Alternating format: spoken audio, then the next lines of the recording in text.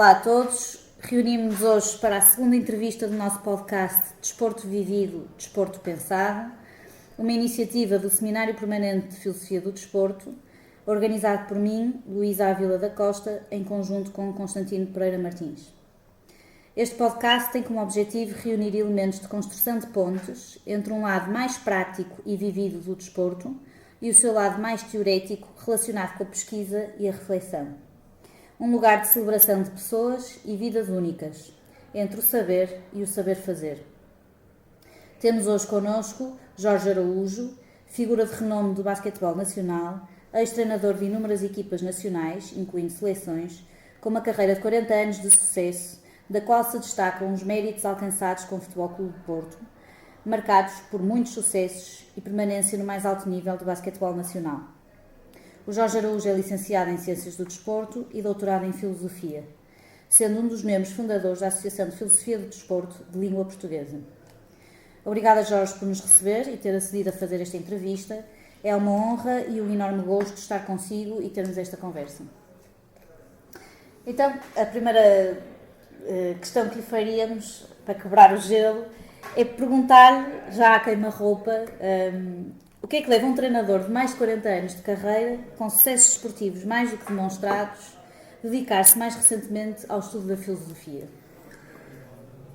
Eu diria que essa é a pergunta que justificava, porque, como se costuma dizer na gíria, é a pergunta do milhão de dólares, não é? Porque é de facto uma dúvida que se justifica, mas que tem, no meu caso, uma lógica impressionante, no sentido em que, desde muito novo, o comportamento foi sempre uma coisa que, a dado passo, eu percebi que, para além das coisas da modalidade, havia qualquer coisa no comportamento humano que ou eu verdadeiramente conseguia aprofundar, ou iam-me acontecer mais vezes aquilo que me chocava muito, e que desde treinador jovem me chocou sempre muito, que é ter a certeza plena que em tudo o que respeitava a gestão operacional da equipa tinha feito tudo o que devia, que daquilo que me tinham ensinado, e nessa altura ainda a minha aprendizagem era quase exclusivamente centrada na psicologia, não é? Portanto, eu tenho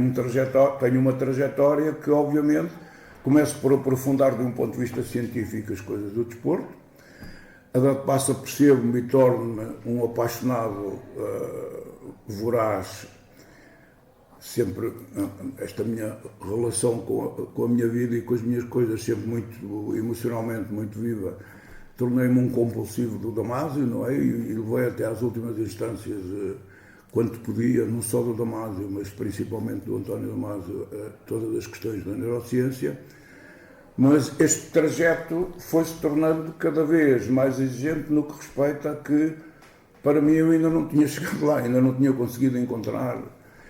Aparece a minha relação com o Manuel Sérgio, que eu digo, Manuel, vou começar, porque já percebi que tenho que começar a estudar algo do âmbito da filosofia que me procure explicar isto do comportamento, e até, como sempre escrevi muito, não é? Eu tenho cerca de 30 livros escritos, primeiro do âmbito mais da modalidade e depois das questões que fui aprofundando, não é? Em que a maioria deles estão centradas na neurociência ainda.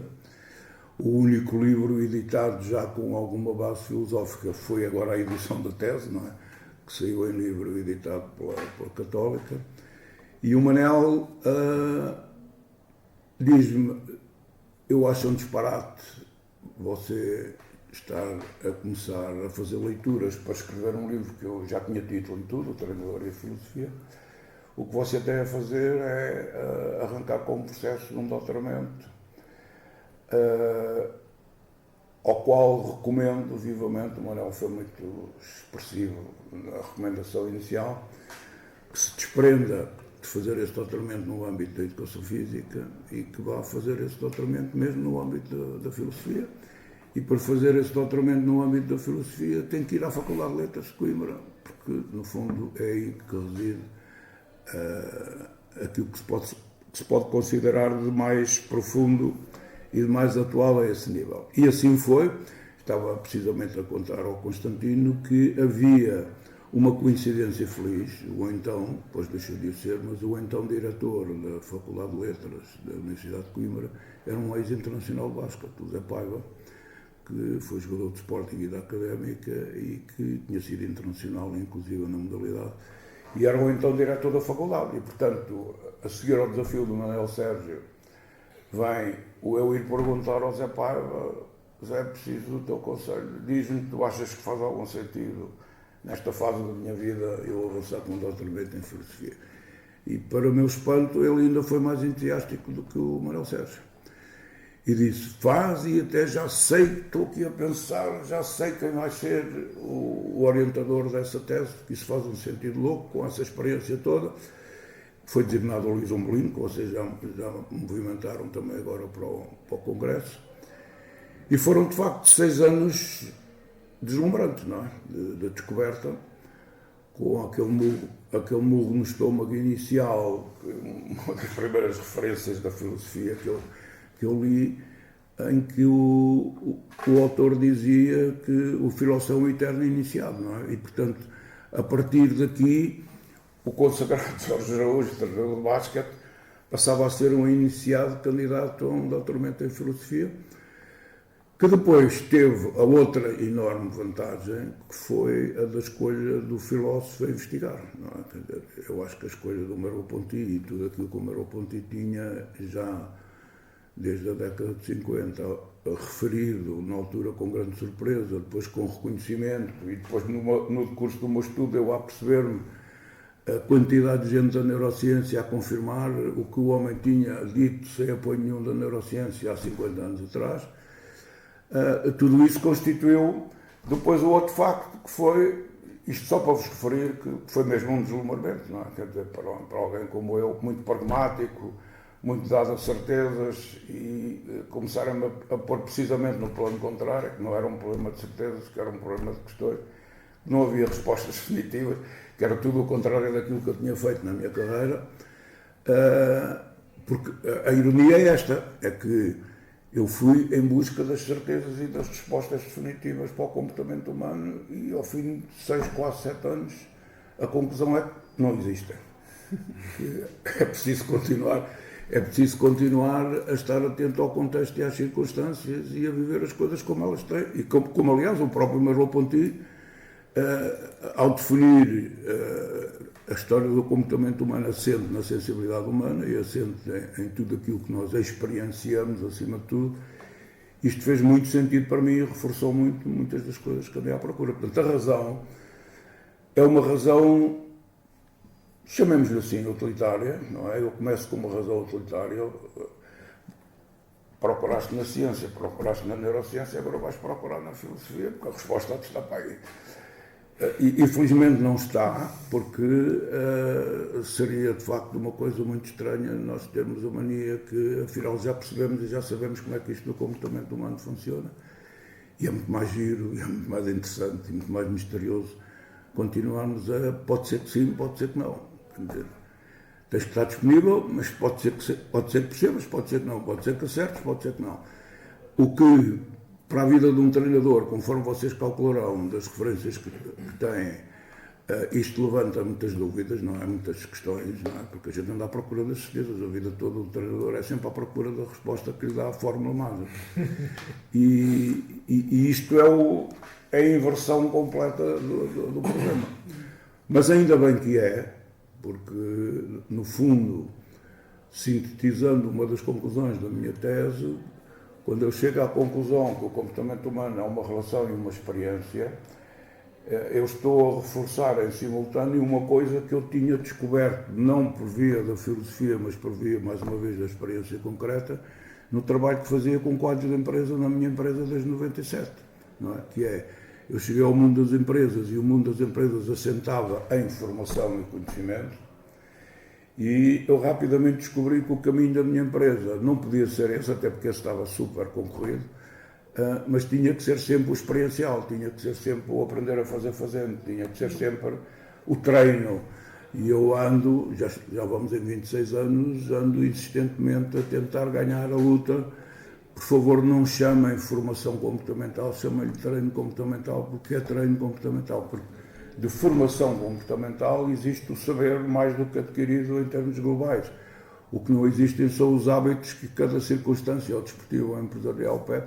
E é aqui que está entre aquilo que o Merleau-Ponty traz, entre as muitas coisas, e esta questão de sermos seres sensíveis, tocou-me em pormenor, mas aquilo que ele me traz é esta questão decisiva da experiência.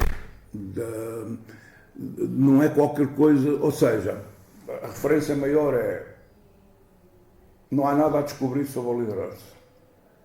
Ou seja, em termos teóricos, a nível mundial, o grau de investigação e de aprofundamento das questões da liderança, ou seja, quem queira ter conhecimento de liderança, tem milhares e milhares de páginas a que se dedicar.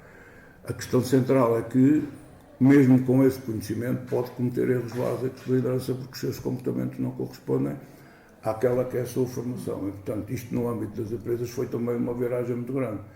Atenção que isto não é um problema de formação, vocês continuam a chamar formação isto, mas isto não é um problema de formação, isto é um problema de treino, é um problema de aquisição de hábitos. E se é um problema de aquisição de hábitos, é um problema de treinadores. Onde eu encontrei a grande força da Teamwork Consultores no mundo das empresas é a descoberta que se há uma coisa que no mundo das empresas faz falta são os treinadores, porque alguém tem que treinar os quadros e as equipas das empresas para que, de um ponto de vista comportamental, faça o que tem que fazer. A grande dificuldade está bem, mas o que é que eu faço? Tu tens que fazer aquilo que ele precisa ou que ela precisa. Tu tens que fazer aquilo que a equipa precisa. Então, e o que é que a equipa precisa? Tu é que tens que observar e tens que ver. Portanto, este caminho é um caminho que tinha muito a ver com o que eu tinha feito no basquetebol, não é?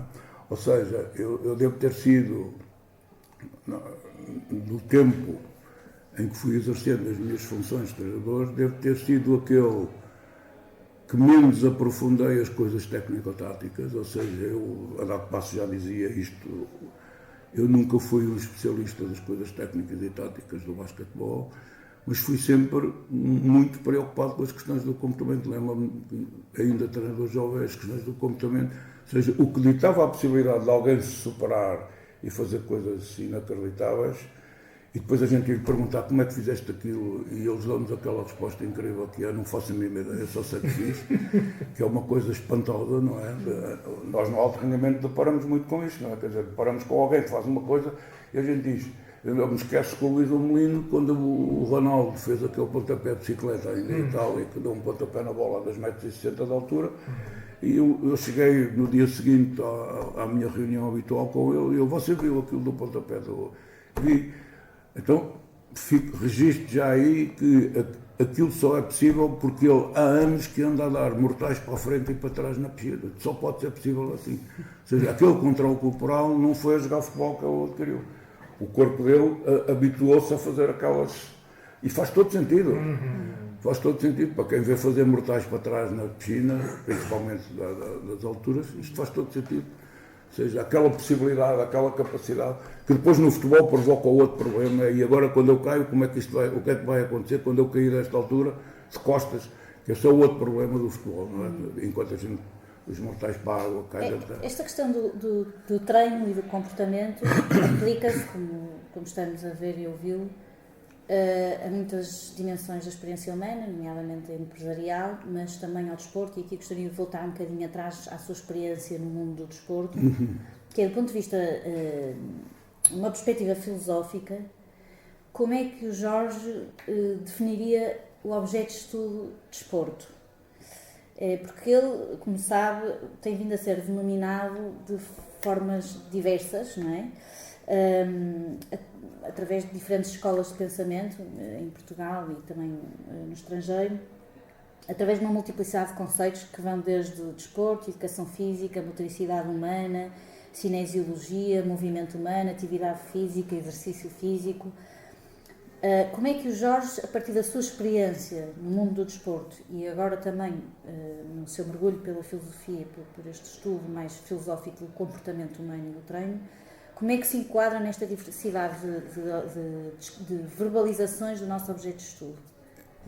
Eu aproveitaria para dizer que considero de extrema importância, e desde o primeiro momento que vocês desencadearam o movimento, eu considerei de extrema importância a criação da Associação Filosofia do Desporto, porque acho que é uma responsabilidade que tem de cumprir a Associação, que é conseguir dar o salto qualitativo nesse caminho todo. Eu diria que a abordagem filosófica que tem havido ao redor do desporto passou um bocado ao lado daquela que é a questão central, não é? Porque não é um problema da abordagem filosófica do desporto, é um problema da abordagem filosófica das pessoas que praticam o desporto.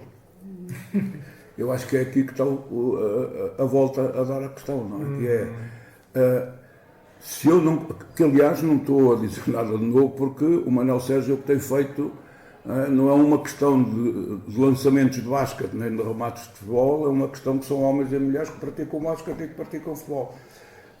Aquela que é a grande rotação é esta, na minha opinião, e que se poderá ou não pertencer à associação a possibilidade de vir a desenvolver isto na sua devida acessão, mas objetivamente, como acontece em muitas áreas científicas,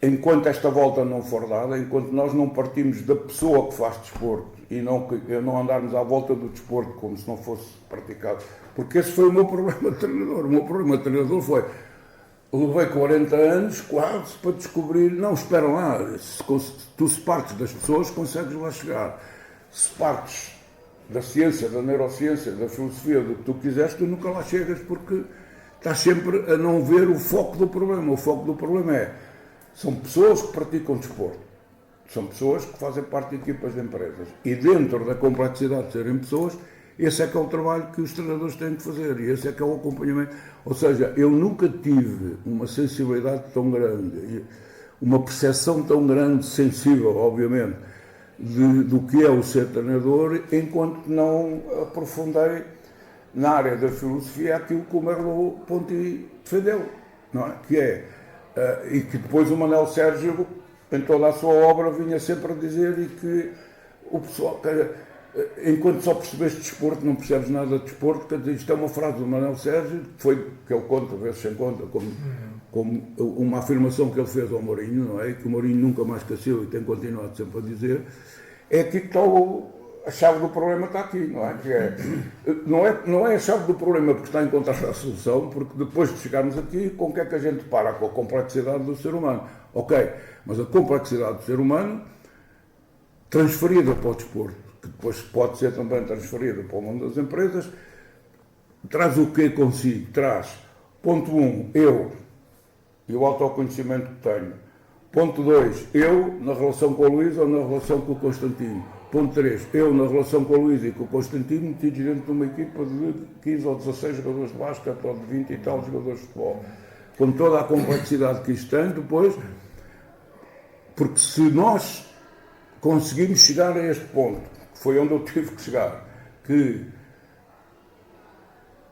você influencia, mas acima de tudo é influenciado, ou seja, em qualquer circunstância, quando estou com alguém, ou um para um, ou em conjunto, enquanto equipa, ou desportivo ou empresarial, está permanentemente a acontecer isto. Uns mais, entre nós depois, uns mais que outros, influenciamos. Mas somos tremendamente influenciados também pelo contexto. E, portanto, isto metido ainda depois, no basquete são 15 ou 16 jogadores, mas são 25 pessoas ao todo, com todos os especialistas à volta. No futebol são quase 50 ou 40. Quer dizer, e depois ainda os outros dados do problema, que é, a gente ainda até aqui só estamos a falar da equipa. Mas agora, a equipa vive num determinado meio ambiente. Esse meio ambiente tem agentes de jogadores. Alguém imagina agentes de jogadores a pensar no todo maior que a soma das partes? Não, os agentes de jogadores pensam no interesse particular do seu jogador. Então, como proliferam agentes de jogadores no meio desportivo, nós temos aqui um caráter viral e infeccioso de alguém que a última coisa que lhe interessa é o processo coletivo. Então o treinador tem que encontrar uma forma de lidar. Mas nós vemos todos os dias televisão, pá, e vemos os comentadores com maior das à vontade a falar das equipas e dos treinadores e do que acham e do que não acham, num desconhecimento profundo sobre esta complexidade toda, e opinam e acham que sim, acham que não. Eu acho que o treinador faz bem, eu acho. gente que a gente sabe que não tem um grau de profundidade tão grande na análise disto, mas eles têm uma influência muito grande pelos jogadores todos os dias, os ouvem e os veem, não é? Portanto, como é que isto se consegue resolver? E então, chegados aqui, estes anos todos depois, a gente, agora já percebi porque é que em 2 ou 3 dias a equipa que eu treinava parecia estar no máximo dos máximos da sua coesão e passado 3 dias aquilo está tudo partido e tudo dividido e eu nem me apercebi do que é que aconteceu. Eu, anteontem, estava num grupo de alta direção de uma empresa aí muito representativa e perguntei quantos benfiquistas estavam na sala e disse-lhes, vocês devem estar desesperados, porque foi-lhes prometido tudo, ou seja, o início desta época, a passagem da época passada para esta aos benfiquistas, vinha aí o paraíso dos paraísos, e tem sido precisamente ao contrário. Quando o senhor começou o ano anterior, o grau de expectativa positiva era baixíssimo, e aconteceram verdadeiras maravilhas. Portanto, é disto que se trata. E treinador que no meio disto não tenha quem fale com ele e quem lhe chama a atenção e quem o alerte que se ele se esquece que a realidade é esta, ele vai dizer na conferência de imprensa são maiores disparados, como eles fazem todos os dias, porque prometem coisas que depois o jogo não corresponde, não é? Porque eles fazem antevisões ao jogo e o que é que eles dizem? Estão prontos. O treinador da Benfica é a 4ª ou 5ª vez que isto é bem. Estão prontos, agora é que vai ser. E não vai ser. E não vai ser, não é por uma questão de futebol, não vai ser porque são homens que estão ali todos metidos com os interesses mais variados. Posso já agora, eu gostei muito disso porque em relação àquilo que eu penso também da própria complexidade, que é uma questão muito antiga, da própria filosofia, não é que o todo é maior do que a soma das partes, acho que é a pergunta do nosso tempo e acho que até poderia ser elevada a um expoente máximo da hipercomplexidade, como estava a dizer, das várias esferas, das várias inter-relações, interconectividades, interconsequencialidades, que é quase, torna uma coisa tão complexa, que é quase impossível, mesmo que desmembremos todas as partes, de compreender o que é que está aqui.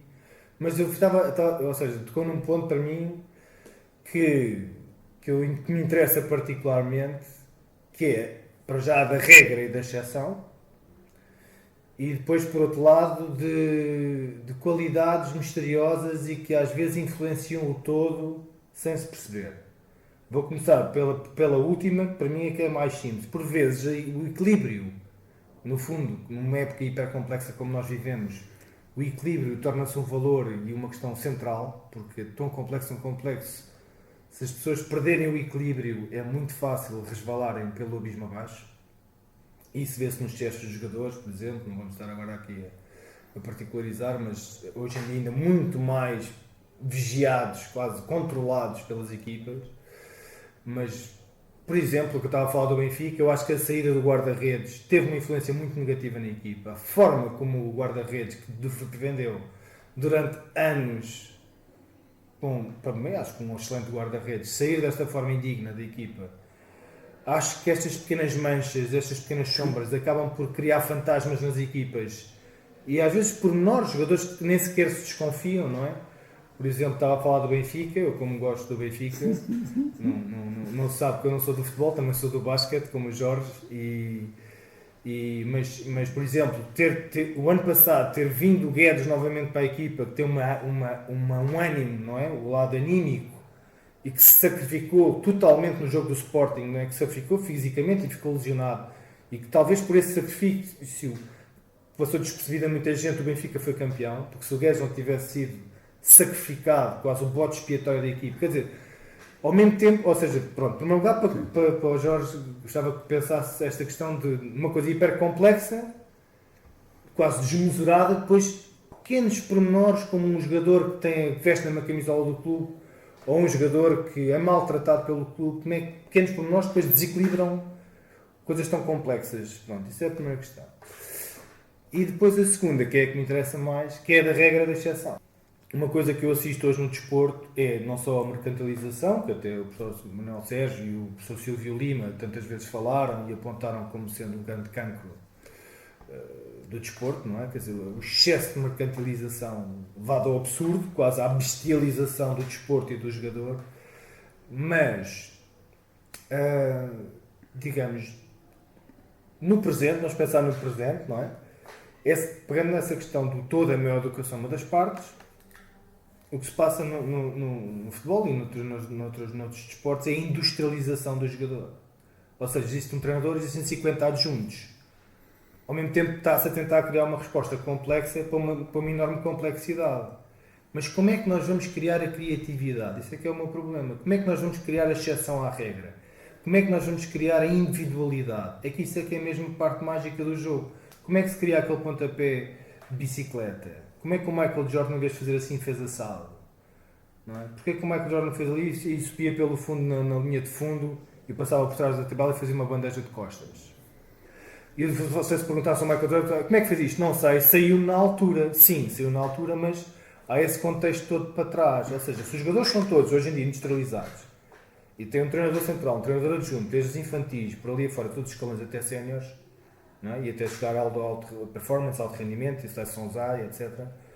Como é que nós vamos, se as pessoas não jogam na rua, se não estão expostas ao improviso, se é tudo hipercontrolado e hipercomplexo, como é que nós vamos daqui a 10 anos... Mas eu acho que essa parte final, sim, junto com a primeira preocupação da segmentação para tentarmos perceber, sim, é nesses dois polos que está, um para o positivo e outro para o negativo, que está a solução, entre aspas, do problema, conforme há bocadinho na nossa conversa inicial, que a solução não existe, mas ao mesmo tempo ela existe, porque no meio dessa exposição toda estava a ouvi-lo e estava a pensar assim: se a gente for ver o que foi a vida do João Félix no Atlético de Madrid e do que está a ser a vida do João Félix no Barcelona, e a gente for à procura das verdadeiras razões que tornam o João Félix de hoje completamente diferente do João Félix daquela altura, nós encontramos dois polos. Um, a impreparação do João Félix para ir para aquele nível de exigência. Dois, a impreparação de um treinador que cultiva o autoritarismo e cultiva pronto, é a maneira que ele tem de olhar para o jogo, o Simeone. E junto de um jovem completamente impreparado e que ainda por cima tinha sido transferido por 100 milhões, fez tudo ao contrário do que devia ter feito. E o que é que leva à transformação hoje do João Félix? Porque ele disse: eu se estivesse no Barcelona era uma ideia boa, porque eu no Barcelona era onde eu gostava de estar. E aqui começa a solução. Ele gostava de estar no Barcelona, e mais, ele vai para o Barcelona e vai para o Barcelona com este quadro mental e profissional que é: se falhas agora, vais para a indigência e que nunca mais ninguém te pega. E isto é decisivo na vida de qualquer um de nós. Então há aqui um conjunto de aspectos que se cruzam e entrecruzam, mas que, primeira ideia, isto não pode ser visto pelas partes. E o erro grave da psicologia, o erro grave da anatomia, o erro grave da fisiologia foi sempre este: a não haver pelas partes, e depois a acreditar que uma experiência que eu faço no laboratório é a mesma coisa da vida real, e isto está provado que não é. Portanto, é a segunda coisa que andamos a tirar conclusões de experiências em laboratório, experiências que não têm o contexto real. O contexto real é que conta, portanto, é no contexto real que a gente tem que estar, e aí é que vamos encontrar ou não as soluções para o problema. Portanto, eu diria que não podemos dar o passo em frente, eu falo por minha experiência, não podemos dar o passo em frente enquanto não percebemos que parecem duas coisas contraditórias, mas não são. Eu tenho que conseguir que o meu todo seja maior que a soma das partes, sem nunca, em relação a nenhum dos eus que compõem o meu todo, eu tenha depreciado, diminuído ou desvalorizado a influência desses eus. E aqui é que estão, neste jogo é que está o segredo da coisa. O paradoxo foi. Que é, eu tenho que valorizar os eus, porque se desvalorizo os eus, só os que têm uma capacidade de superação incrível é que vão para a frente, não é? Cristiano Ronaldo só se consegue sobreviver no Manchester United naquela altura porque é um tipo de uma resiliência incrível. E a malta pergunta: mas porque é que ele era? Então, o gajo andava na rua, pá, o gajo vivia. Ou seja, eu não posso, em relação a um miúdo da rua que vem de uma experiência de uma agressividade incrível e de sobrevivência, este gajo tem que ter um tratamento determinado, que não é o menino da mamã, que agora Pronto, mas o menino da mamã precisa das características que o menino da rua tem. E o menino da rua precisa de diminuir um bocadinho aquela agressividade que mata o primeiro gajo que estiver contra ele. Portanto, isto é que é a arte. A arte é eu conseguir fazer isto. Agora, isto é possível ser feito por alguém que acaba de receber a sua licenciatura, como eu quando comecei como treinador com 24 anos, a sua licenciaturazinha de Educação Física, em que lhe venderam a anatomia, lhe venderam a psicologia, lhe venderam a fisiologia, lhe venderam aquilo tudo aos pacotes e ainda por cima depois venderam que eu era, a ginástica era dada, como a gente chamava, era dada por o prestigiado e prestigioso Moriçá daquela época, que aquilo era uma coisa, pá, as aulas daquele homem era uma coisa de uma violência inacreditável. A violência foi tal que eu um dia fiz uma coisa que era impensável, que foi o mortal para a frente, mas eu tinha que fazer o mortal para a frente porque senão a minha vida, eu não conseguia aquela licenciatura. E imaginar que uma licenciatura de Educação Física dependeu de eu fazer um mortal para a frente, mas naquela altura foi assim. Portanto, o que é que eu estou a dizer? Eu estou a dizer que não estamos a ser preparados para a complexidade que depois vamos deparar. E este é que é o problema, não é? Opa! Mas como é que se arranja um equilíbrio? O ponto, volta à minha pergunta. O equilíbrio parece-me cada vez mais que é um processo central. Aprender a fazer fazendo, com o acompanhamento de alguém que me vai dizendo, tu viste a reação que provocaste, esta que a chave é esta. Ou seja, lá vamos nós. Estamos convencidos que a formação de treinadores é aquilo que andamos a vender aí. E em alguns casos andamos mesmo a vender formação aos treinadores, não é? Porque há muita gente a ganhar bom dinheiro no trabalho da formação dos treinadores. E os graus, sim. Pronto, os graus é uma negociata, não é? Mas os graus não resolvem literalmente nada.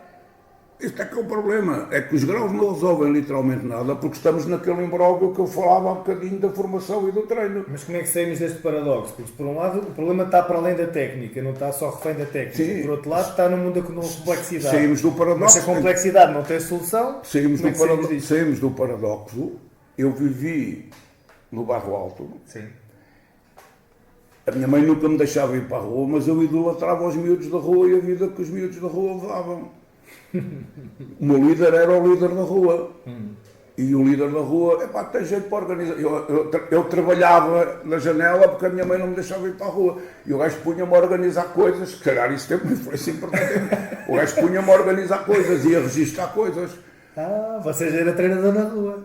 Eu não era treinador. Eu fazia aquilo que ele, treinador, que o treinador era ele. Mas o problema é, ele não conseguia fazer determinadas coisas que eu conseguia. E é neste jogo, eu ando a dizer aos amigos, mete os teus miúdos nos escuteiros, põe os teus miúdos e as tuas miúdas com 8 e 9 anos a praticar desportos coletivos, fala-os. Os escuteiros têm uma experiência incrível, que é, uma miúda ou um miúdo de 10 anos pode estar a chefiar, e na maioria das vezes são escolhidos para chefiar grupos de 10, 11, 15 miúdos. Então é uma experiência decisiva.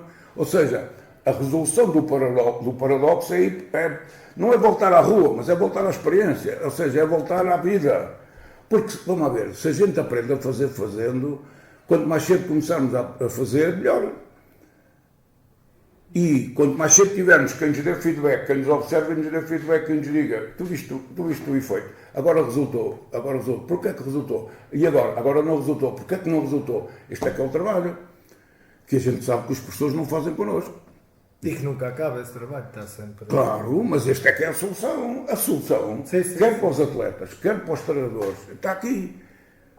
O que é que teve uma influência incrível em mim? O meu irmão, o Zé Miguel, da Faculdade de Psicologia do Porto, que agora está reformado, mas quando ele me disse, já o Titânio nem me tinha dito isto, não é? Tu ainda não percebeste, quem joga são os jogadores, não são os treinadores, tens a maneira que és tu que jogas, não és tu que jogas. Ou seja, sim, as tuas equipas são tanto melhores quanto tu melhor ensines e prepares e enquadres e apoies e consigas que no momento próprio eles tenham a reação que têm de ter. Mas vem a pergunta-chave, mas como é que eles no momento próprio têm a reação que têm de ter? Tiveram que passar por lá, porque se não passaram por lá não tem maneira de resolver o problema. Deixa-me pegar nessa ideia e transportá-la aqui para as nossas escolas de desporto e educação física, universidade humana, etc. E tentar transportar este paradoxo para a nossa realidade universitária. Que é, nós de facto temos centrado o nosso estudo no objeto de estudo desporto, ou motricidade humana, ou educação física, o que seja. Até que ponto é que não deveríamos nós também tentar fazer essa transferência de olhar, ou essa ampliação de olhar, tendo não como objeto de estudo o desporto, mas como objeto de estudo o desportista. E agora até estou a pensar em analogia com outras áreas de conhecimento, por exemplo, na arte. Uma boa parte do estudo que é feito é dos artistas, não é? Da experiência e da história de vida dos artistas, não da arte em abstrato. Até que ponto é que nós no desporto não deveríamos também fazer essa, Luísa, essa transformação de orientação para o objeto? Deixa-me ajudar, porque depois a nossa realidade é terrível em alguns casos, porque o que acaba de dizer está dito, escrito, existem 5 ou 6 livros. Repare nisto.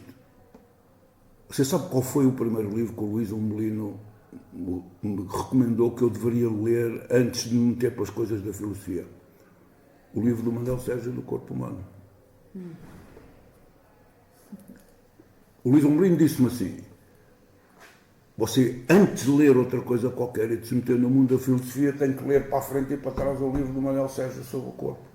Ele tem o título, não sei qual é o título dele. Não é Os Mistérios do Corpo, é uma coisa qualquer. Bem, não interessa.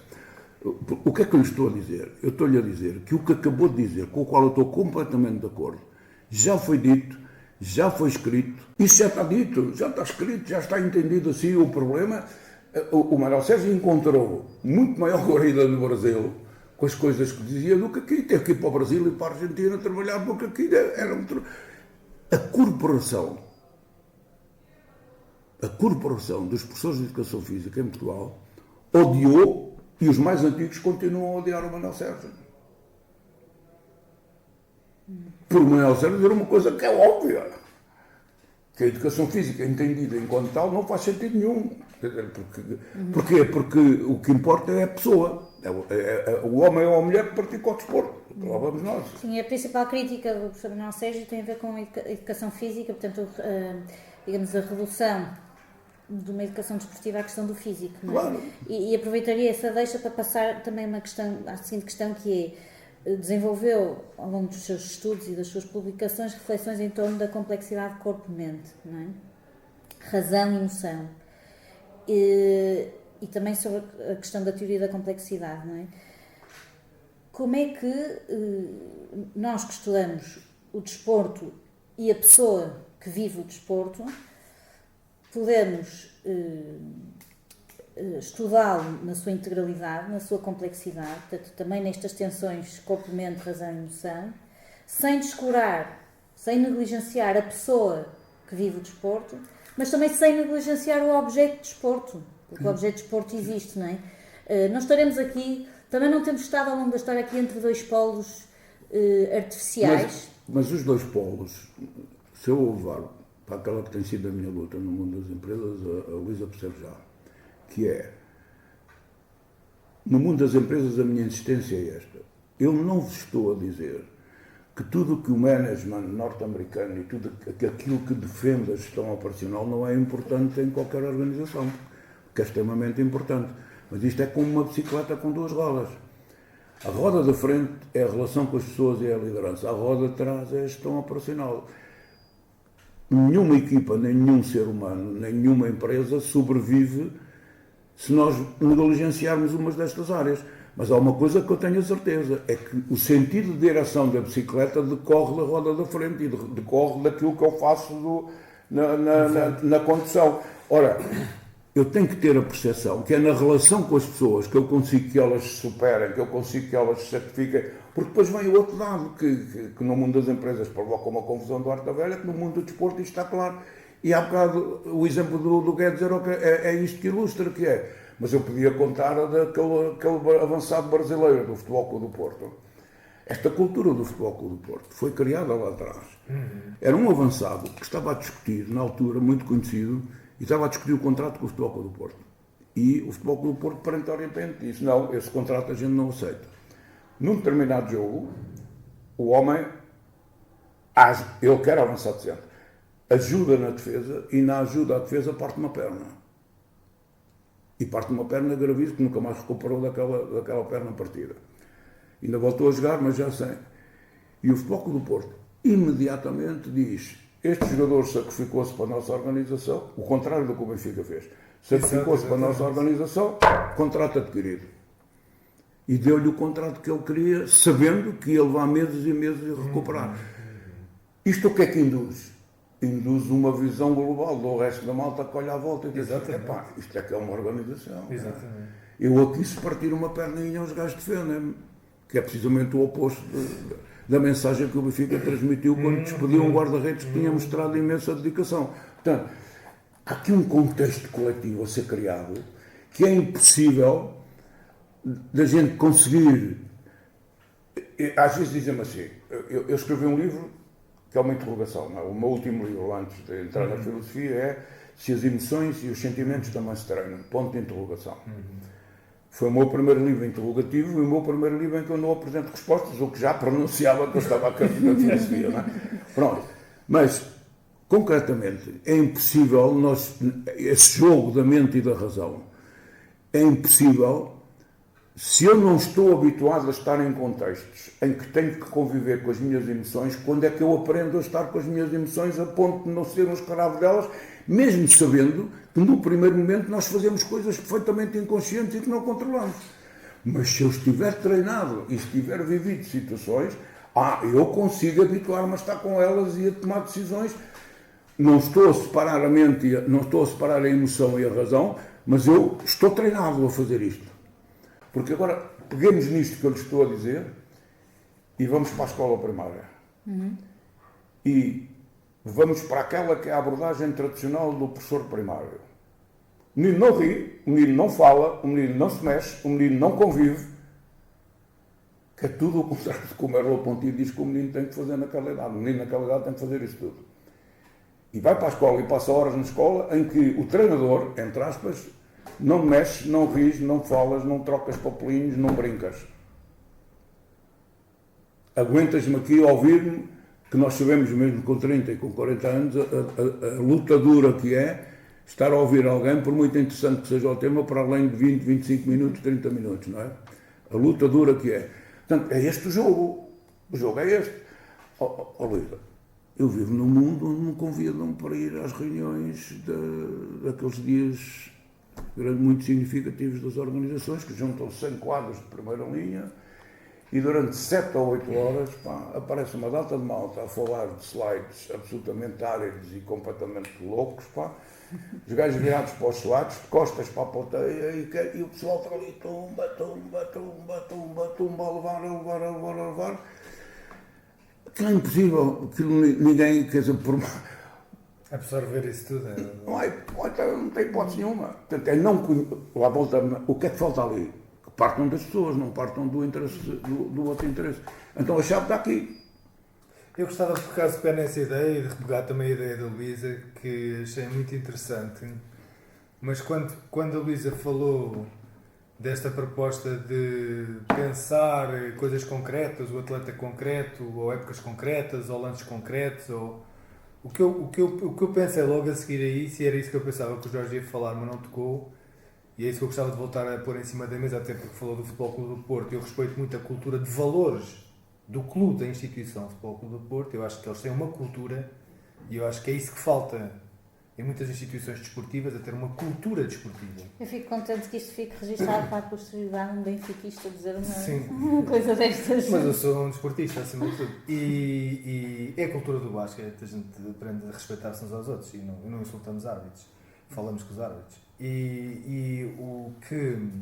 Quando a Luísa disse isto, eu pensava que a Luísa ia falar de uma coisa, dos meus estudos de antropologia, que eu sempre gostei muito, que é da autoetnografia, e que liga com aquilo que eu estava a falar sobre a individualidade.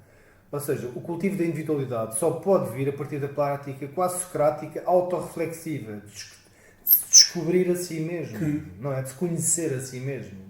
E eu acho que isso é fundamental e isso está-se a perder. Ou seja, qualquer aluno de desporto, ou de uma faculdade de desporto, se calhar uma coisa muito importante, que seja importante, para além de fazer uma monografia final ou uma tese final de licenciatura, não sei se ainda se faz, no meu tempo as licenciaturas são obrigadas a fazer teses finais, Mas, quer dizer, era que ele saísse de uma licenciatura onde que tipo de esportista sou eu? Em que desporto? Quer dizer, que o processo de formação de um aluno no ensino superior também fosse um processo de autodescoberta dele próprio, da sua identidade e da sua individualidade. E pegando também no que estava a falar do Futebol Clube do Porto, estava a pensar, porque eu ando sempre à procura desse ponto de equilíbrio. Se calhar o que o Futebol Clube do Porto conseguiu, enquanto cultura e valores desportivos, foi esse equilíbrio entre o coletivo e o individual. E o que eu sinto sempre, e até através, por acaso, de uma figura interessante no futebol do Clube do Porto, é muito marcada, que é a figura do capitão e do treinador como transmissor central dos valores. Ou seja, qualquer jogador tem que perceber que jogar pelo futebol do Porto, vestir aquela camisola, ele tem que incorporar determinados valores. Sim. Sacrifício, dedicação, tarari.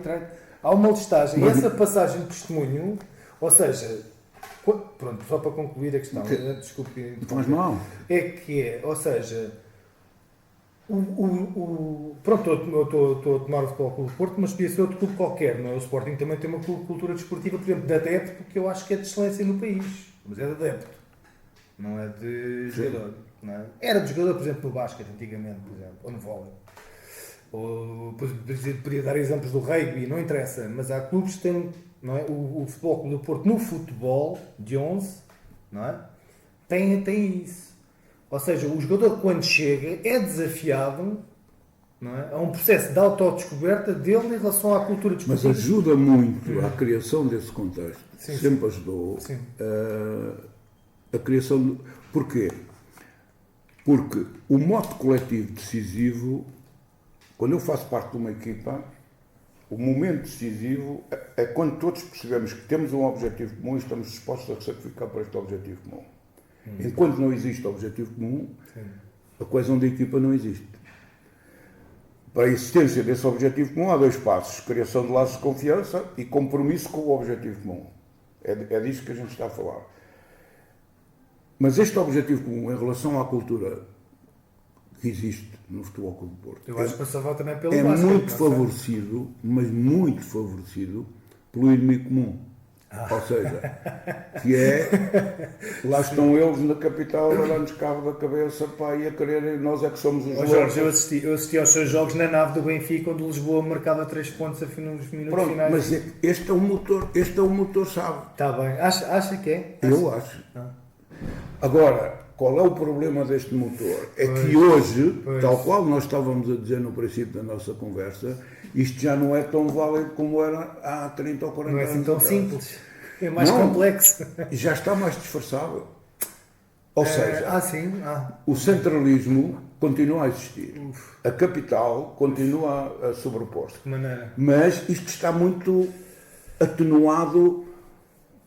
Eu costumo dizer pelo Palete de Zanzala, que se foi criando à volta, pá, isto está muito amolecido. Está a ver o jogo de forças, dos equilíbrios?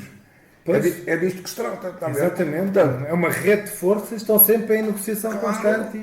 E, portanto, este jogo... O Foucault também pensou isso, não é? Pronto, mas é disto em que nós andamos sempre, não é? Quer dizer, eu choco muito às vezes aqueles com que estou a falar no mundo das empresas e dizem, vamos lá ver, para haver trabalho em equipa, há uma coisa que tem que existir, porque se isso não existir, não há trabalho em equipa em lado nenhum. Então digam lá, o que é que você acha?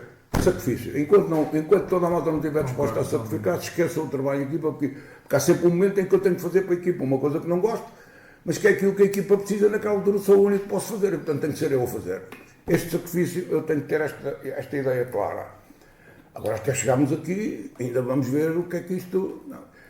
Agora, é preciso ter experiência, porque uma das conclusões da minha tese é esta: o comportamento humano é uma relação e uma experiência. O que significa que eu, para estar maduro enquanto desenvolvo e exerço o meu comportamento, eu tenho que estar bem dentro da relação e tenho que ter uma experiência, porque se não tenho essa experiência vai-me fazer muita falta na análise das coisas que não passei ainda para elas. Portanto, é este jogo que a gente estamos permanentemente... O eu e o todo. Qual foi o logro dos países socialistas? O logro dos países socialistas foi que congeminaram que só pensando no todo e abafando o eu tinham uma sociedade ideal. Obviamente, caminharam para o suicídio como caminharam, não é? Porque eu não posso abafar o eu, até porque o eu faz muita falta. Eu ainda era, naquela altura, militante do Partido Comunista, quando me proporcionaram uma visita a um país socialista. E eu, quando regressei, disse, quero falar com alguém de direito sobre a minha visita a um país socialista. Perguntaram, e sobre o que é que queres falar? Sobre os horrores que eu vi no país socialista. Pá, então quero discutir isto com os responsáveis. Sabem o que é que me responderam? Isto não pode ser visto assim. Falas comigo isso em particular e tal, pá, mas isto não pode ser visto assim. Nem tu podes agora aparecer ali no teu coletivo a dizer uma coisa dessas depois de teres ido visitar um país socialista. Eu acabei por sair do Partido Comunista em 91, não é? Mas estas é que são as questões centrais.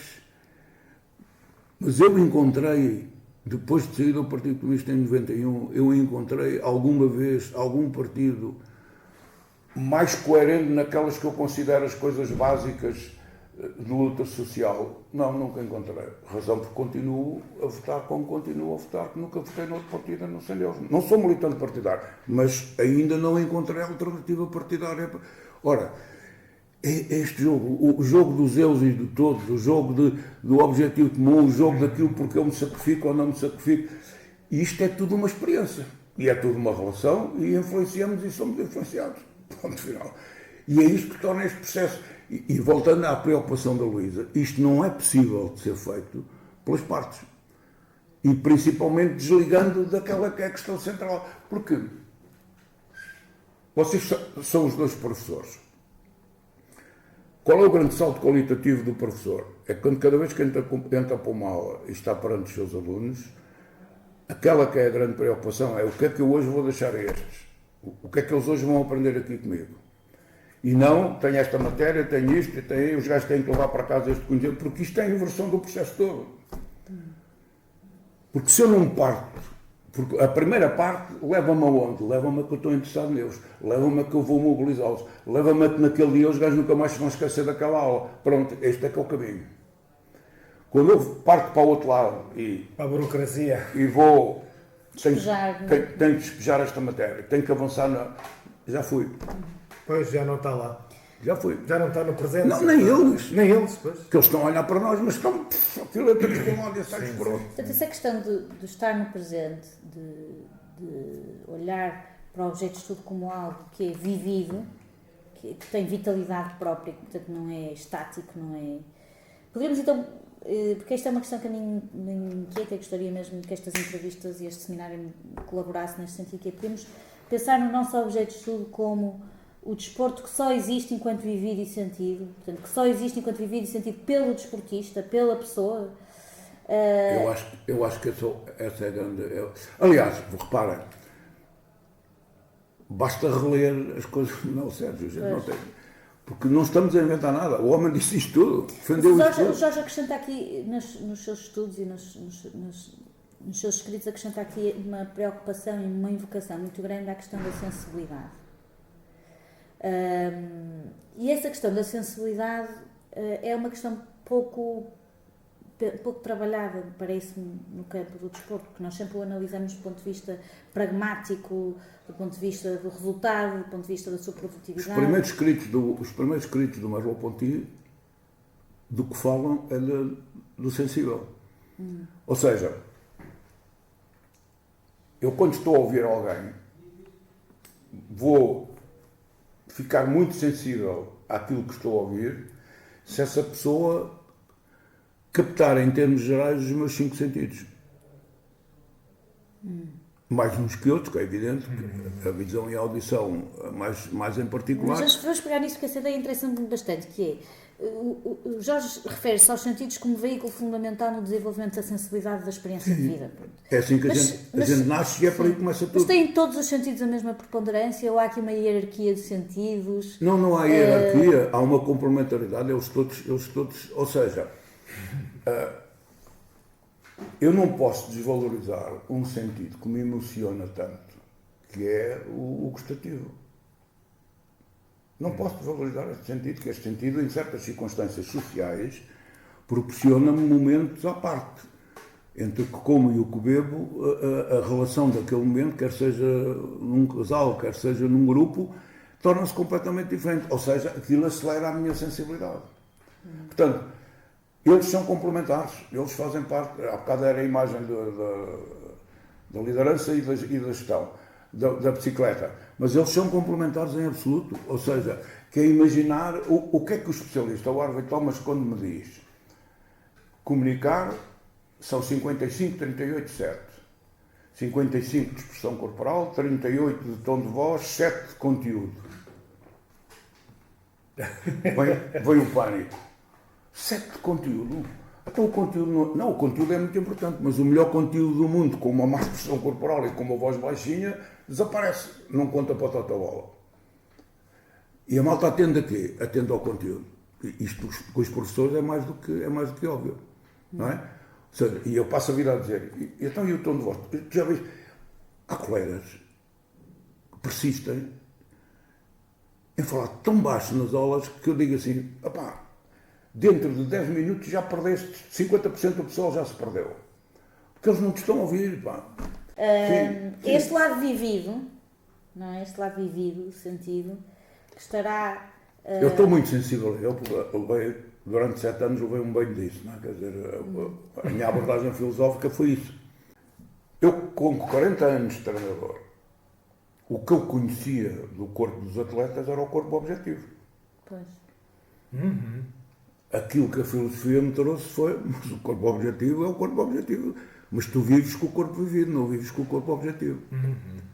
E é com o corpo vivido que tu consegues fazer coisas de outra forma não consegues.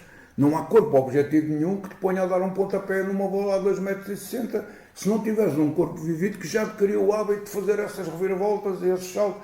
E o corpo já o faz sem pensar. O que é que os atletas, quando a gente os interroga, o que é que dizem? Não conseguem explicar em pormenor porque foi o corpo vivido, os hábitos que eles têm, as coisas já tinham adquirido. E esta é que é a parte muito interessante deste processo, que é o vivido. A importância do vivido, do experiencial. Nós agora gostávamos que nos falasse um bocadinho sobre a sua experiência também no mundo mais corporativo e empresarial e também perguntar-lhe o que é que esse mundo pode aprender com o mundo do desporto. E que nos falasse também da sua empresa, Teamwork, que fundou e da qual é CEO. Partilhar connosco de que forma é que este empreendimento profissional veio colaborar para o seu sentido e percurso de vida. Este empreendimento profissional, que em boa hora eu tomei a decisão de avançar, veio resolver um problema que de outra forma, de um ponto de vista profissional, podia ter sido dramático para mim.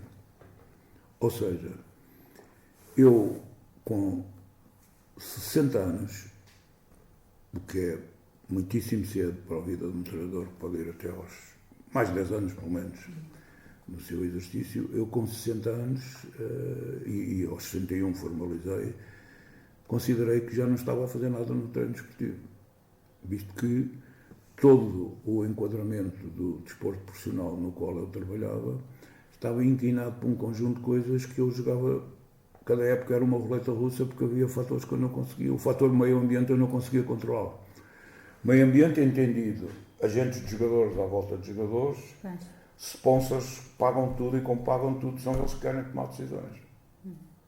Eu, 2 anos antes, confronto-me com o sponsor, eu terminei a minha carreira de treinador no Oberense, confronto-me com o sponsor e digo, não, quem toma as decisões sou eu, não, quem toma as decisões sou eu que eu pago. Está bem, você paga, mas quem toma as decisões da equipa sou eu. Porque ele queria decidir contratações, quer dizer.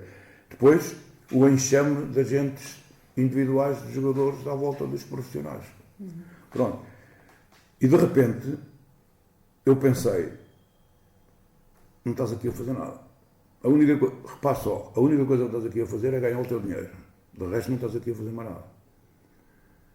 O que é que me salvam naquela altura? Já tinha criado a Teamwork Consultores 5 anos antes. E eu mudei a agulha. Mas mudei a agulha e pensei, e agora no mundo das empresas o que é que eu vou fazer? Agora o que tu vais fazer é levar o pensar e intervir. Qual é o mote da minha empresa? Pensar e intervir como um treinador. O que é que eu ando dentro das empresas a dizer às pessoas das empresas? Quando vocês não pensarem em intervirem como um treinador, vocês não têm hipótese nenhuma. O que é que a filosofia vai enriquecer muito? Precisamente porque veio trazer este dado que eu antes já andava à volta dele, quem joga são os jogadores, são os jogadores e não os treinadores, já andava à volta disto. O meu irmão, o Zé Miguel, durante 3 anos, o que é que ele me fez? O que ele dizia, este teu umbigo dá-me um trabalho do Arte da Vera, tens um umbigo do tamanho do mundo, porque eu estava convencido que era o mágico feiticeiro daquela coisa. Ele foi a primeira pessoa durante 3 anos que me convenceu que aquilo não era propriamente, eu não tinha varinhas mágicas. Quando comecei a discutir com ele, o meu irmão foi a primeira pessoa que me disse isto como treinador, Constantino, e isto é de uma lição de vida do Arte da Vera.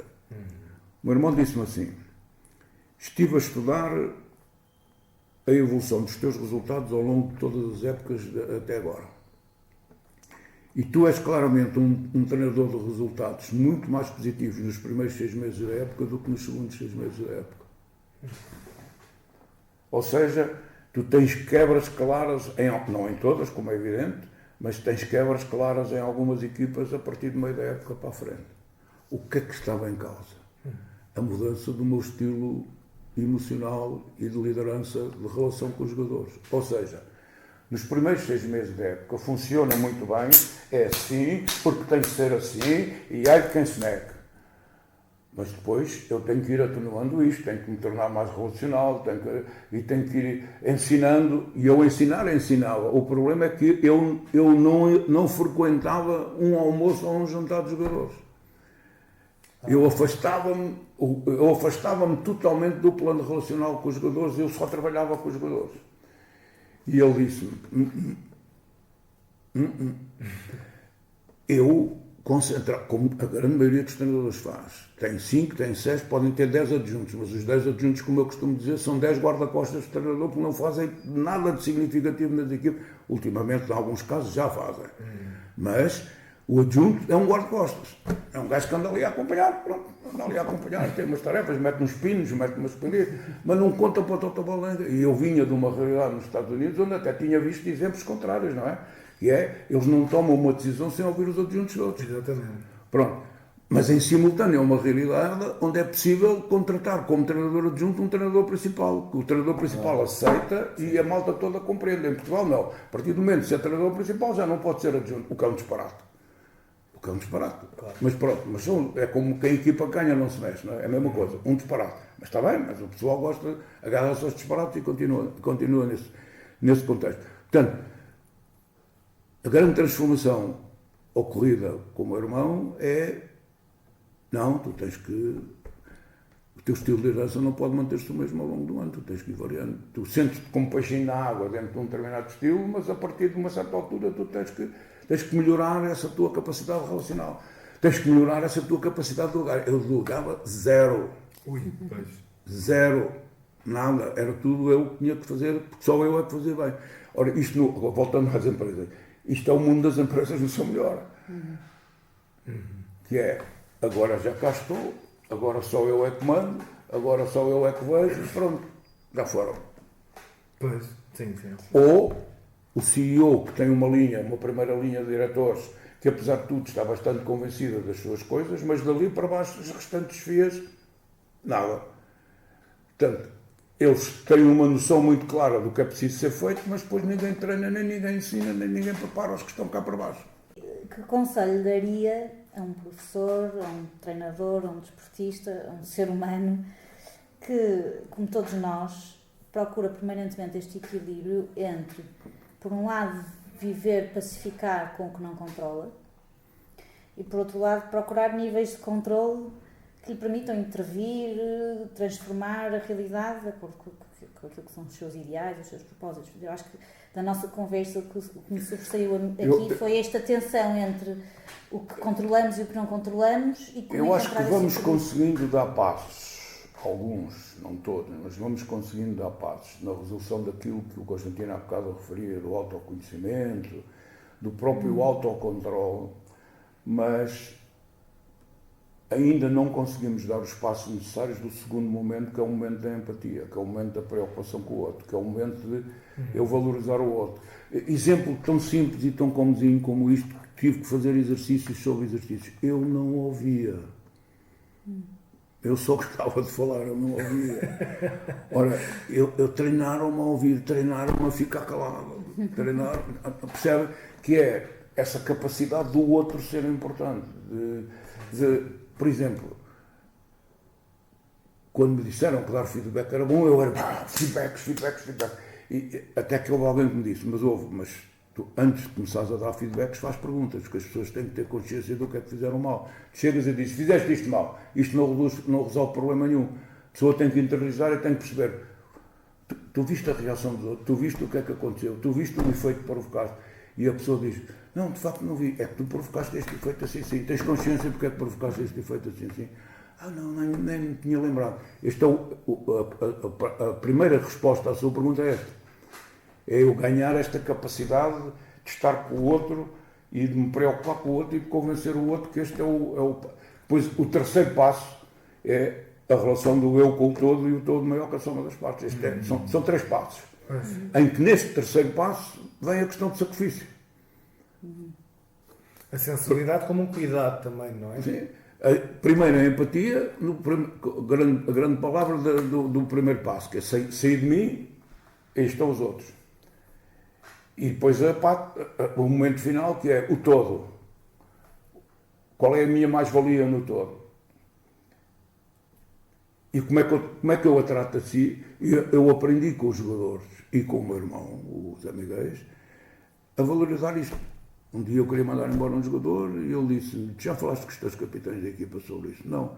Então, antes de tomar decisões, fala com os capitães da equipa. E claro que é que os capitães da equipa me disseram. Você é que manda, você é o treinador, você é que manda. Se quer mandar o gajo embora, manda. Agora você fica com esta ideia, se esse gajo for embora, a gente este ano não é campeão. A bola veio para mim e dizia-me o meu coach, agora o problema é teu. Se queres ser campeão, tens que encontrar uma maneira de relacionar com este gajo que tu queres mandar embora, que estás cheio do gajo até aos cabelos, para que o gajo seja importante para o todo. E eu tive que encontrar uma negociação para conseguir estabelecer ali 2 ou 3 coisinhas em que ele ficou e a 4 segundos do fim é ele que decide o jogo da final e somos campeões, porque o gajo lá estava. Se ele não estivesse lá, eu não tinha sido campeão. Portanto, vocês, estas ações, e foi isto tudo, foram estas coisas todas que me levaram à filosofia. Foi isto tudo. E vamos acabar com a pergunta da filosofia. Da filosofia, exatamente. Que é, enquanto fundador, ou membro fundador da Associação da Filosofia do Desporto de Língua Portuguesa, pode dizer-nos quais foram as razões que o levaram a sentir que fazia falta uma associação desta natureza no panorama desportivo nacional e internacional? Eu tenho que ser honesto, eu pessoalmente não tinha sentido que fazia falta. Mas no momento em que emergiu a possibilidade da criação, eu percebi que fazia sentido a existência de uma associação de filosofia do desporto. Na fase seguinte, tive preocupações sérias, porque comecei a perceber-me que, mais do que uma associação, como é que eu vos posso pôr isto? Eu falo isto na abertura da minha intervenção, que é, vocês têm 2 coisas. Têm os especialistas da filosofia que encontram algo no desporto que vos interessa e têm os especialistas do desporto que descobrem na filosofia uma solução que não é uma solução, mas que é um caminho para... Ora, e é neste ponto de equilíbrio que está o segredo da associação, na minha opinião. E aqui ou ali, são pequenos sinais. Notei uma prevalência grande do comportamento filosófico, do pensar filosófico, em que o desporto é uma coisa que... E eu acho que vocês têm que cuidar muito a sério, e eu ajudarei naquilo que possa, não é? Que é não deixar que este resvalar aconteça, que é uma tentação, na minha opinião, uma tentação muito grande, até porque não vai ser nada fácil conquistar pessoas do desporto com alguma presença significativa para aderirem à ideia da associação. Estamos aqui para fazer esse trabalho. Jorge, muito obrigada por esta conversa. Esperamos que todos tenham gostado deste 2º episódio do podcast Desporto Vivido, Desporto Pensado, e mantemos sempre o convite a acompanharem, a ouvir e a pensar o desporto connosco. Até ao próximo episódio. Muito obrigado, eu. Obrigado, Jorge. Foi um momento muito interessante.